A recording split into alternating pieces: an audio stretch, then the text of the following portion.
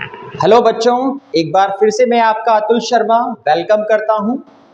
बच्चों, मेरे पास बहुत सारे बच्चों के मैसेजेस आए तो उन्होंने ये बोला कि सर आईआईटी एडवांस से पहले आप थोड़ा सा जेईई मेंस के सॉल्यूशन करा दीजिए।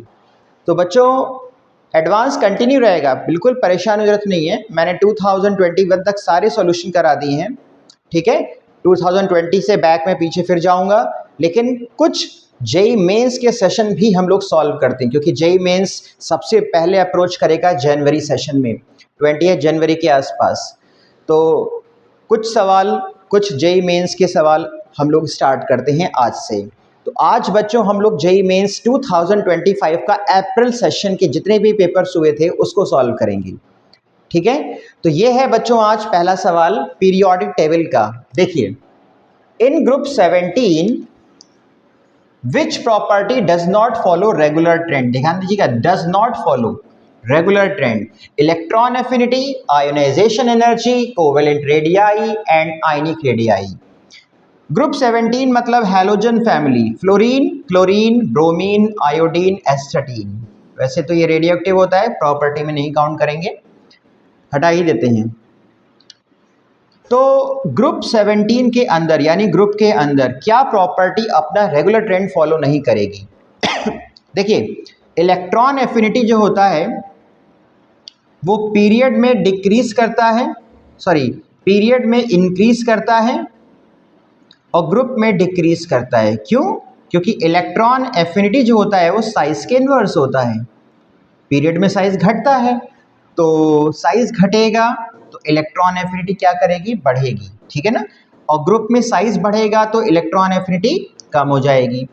तो अगर मैं बात करूं ग्रुप की, तो यहाँ पे ये डिक्रीज करेगा, यानी ट्रेंड होना चाहिए था FClBrI, लेकिन यहाँ पे एक रेगुलर ट्रेंड नहीं फॉलो होता है।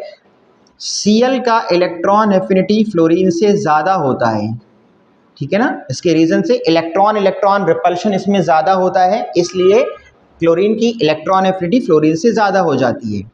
और यही ट्रेंड अगर हम बात करें बाकी में भी होता है, जैसे ऑक्सीजन फैमिली में करेंगे तो सल्फर और ऑक्सीजन इनमें O का ज़्यादा होना चाहिए था, लेकिन सल्फर का ज़्यादा होगा।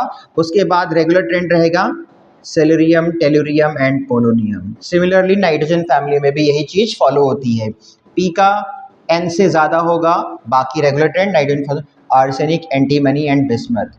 तो ये होता है सेकेंड पीरियड के जो इलेक्ट्रॉन एफिनिटी होती है, फर्स्ट इलेक्ट्रॉन एफिनिटी वो थर्ड पीरियड के इलेक्ट्रॉन एफिनिटी से कम होती है, यानी थर्ड पीरियड के जो एलिमेंट होंगे अपने रेस्पेक्टिव ग्रुप में उनकी हमेशा एफिनिटी की वैल्यू सेकेंड पीरियड के एलिमेंट से ज़्यादा होती है। तो ये रेगुलर ट्रेंड को फॉलो नहीं कर रहा, ये हमारा आंसर होगा। लेकिन एक बार और ऑप्शन देखते हैं, वैसे ये सिंगल चॉइस है, कोई ज़्यादा फर्क पड़ेगा नहीं, लेकिन देखते हैं। आयोनाइजेशन एनर्जी ये भी पीरियड में बढ़ती है, ग्रुप में घटती है, और ग्रुप में घटेगी तो कोई खास प्रॉब्लम नहीं है, सबसे ज़्यादा ये, फिर ये, फिर ये, फिर ये। रेडियाई ग्रुप में बढ़ेगा, चाहे कोवेलेंट हो चाहे आयनिक हो, इसलिए इसमें कोई एक्सेप्शन नहीं था। तो जो आंसर है बच्चों वो क्या है हमारा? इलेक्ट्रॉन एफिनिटी, या इसको हम लोग इलेक्ट्रॉन गेन एंथैल्पी भी बोलते हैं। तो I hope you will understood my solution. Thank you very much.